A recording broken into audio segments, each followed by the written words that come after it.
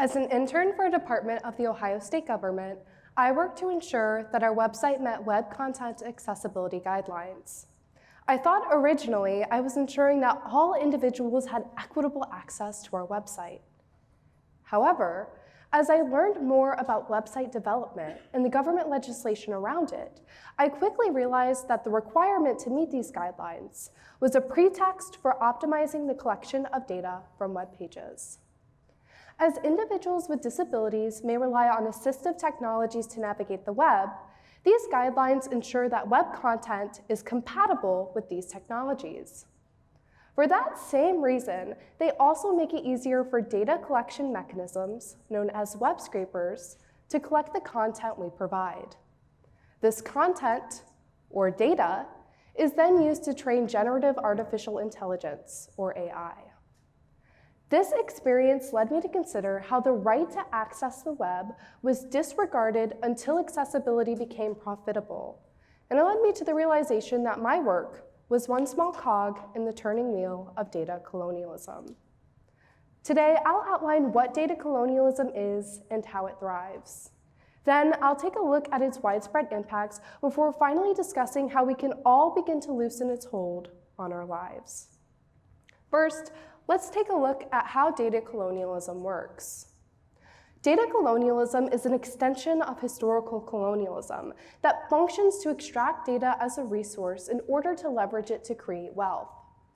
Doctors Ulysses A. Mejias and Nick Kudry, two leading scholars in the field of digital colonial practices, outlined data colonialism in their 2024 book, Data Grab: The New Colonialism of Big Tech and How to Fight Back.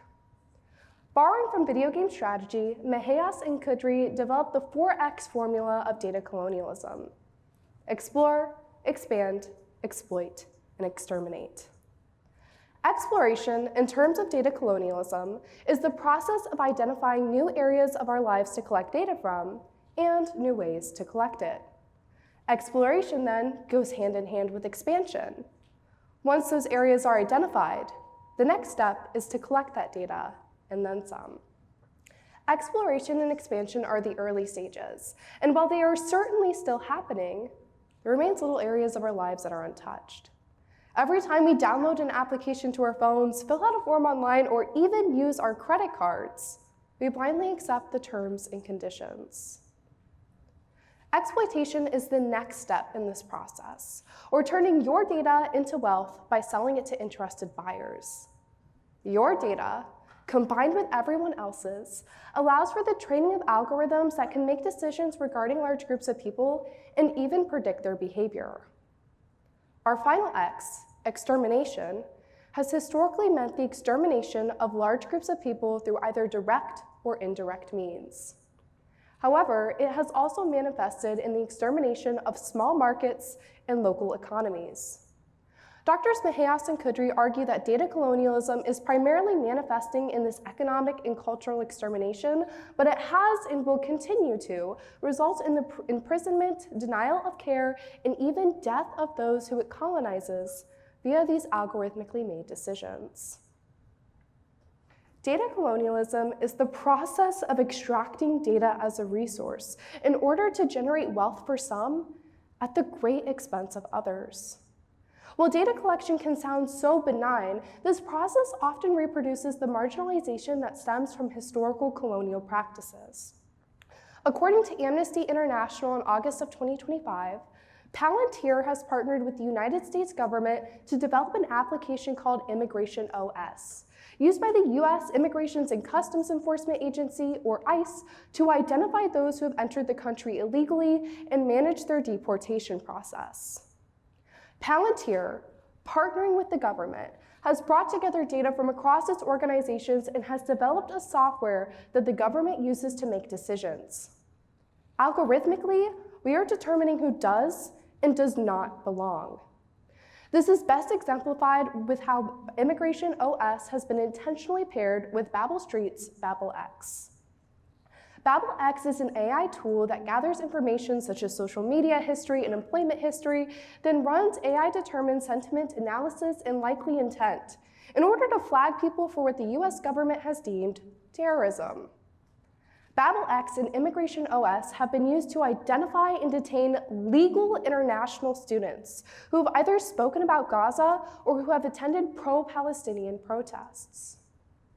Further, while tools such as these sound as though they're wholly automated processes, they rely on the workers behind them who label data, manage the content once it's collected, and train the algorithms themselves. Workers behind AI are often referred to as ghost workers, as their labor can become invisibilized by the seemingly independent intelligence of the algorithms that they are powering. These workers work across the globe and often under arduous conditions. In 2019, journalist Casey Newton wrote an expose on contracted Facebook moderators, or employees who were tasked with identifying and removing content that violated Facebook's policies. These workers were subjected to violent content and hate speech, with their only reprieve being 2 9-minute breaks per shift. Unsurprisingly, these employees experienced serious mental health effects, including the development of post-traumatic stress disorder, all for an average annual salary of $28,000 per year compared to the average Facebook employee's salary of $240,000. Content moderators work around the world under similar conditions or worse, experiencing the same effects for little pay and little benefits. Finally, another significant effect of data colonialism is the environmental havoc wreaked by data centers. Data centers collect, store, and process data, and they can rely on large amounts of drinking water and electricity to maintain.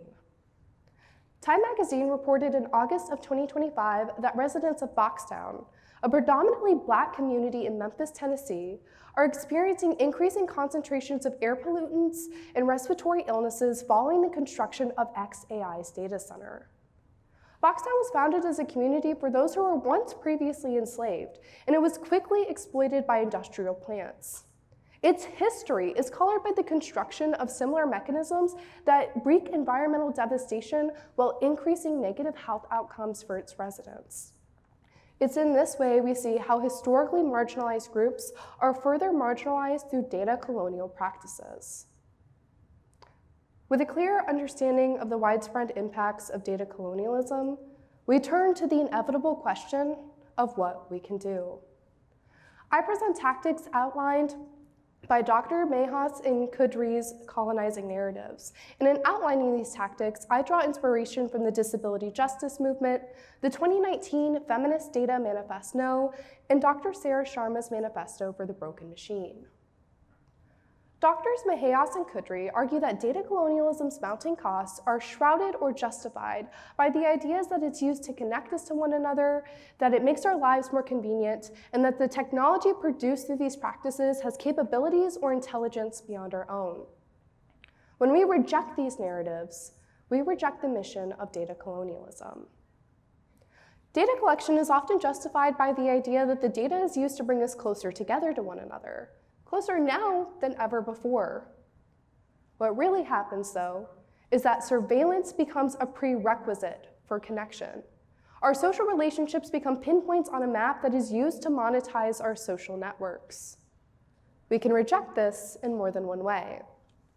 For those of us who desire digital connections, we can invest in open source nonprofit applications that store our data locally.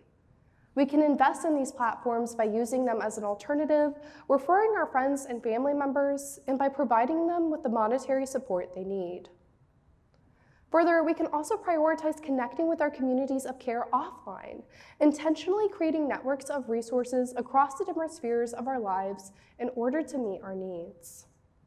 This brings us to the next narrative, or the idea that data collection makes our lives more convenient.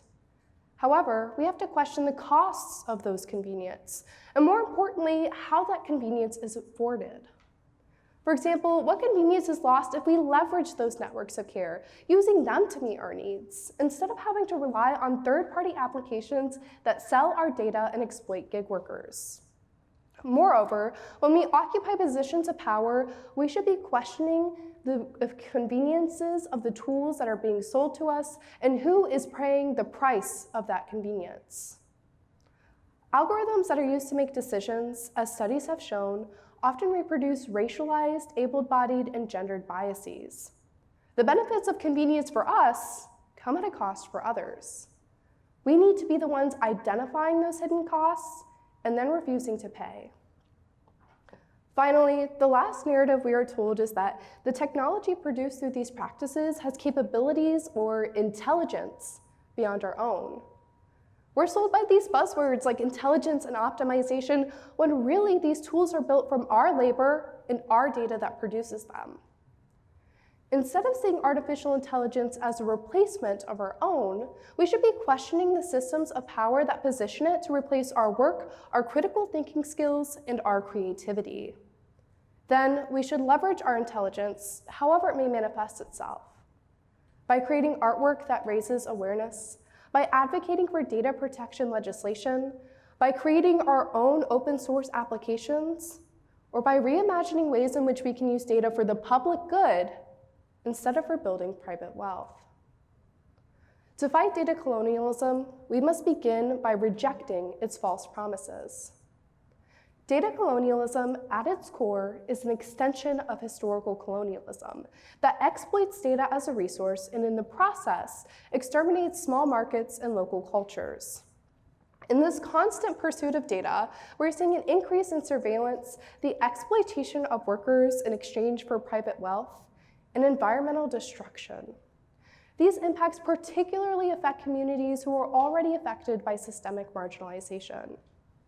Although breaking the system, one whose promises and narratives we've grown acclimated to, is a daunting task, we can begin to fracture it by not drawing on one tactic, but many.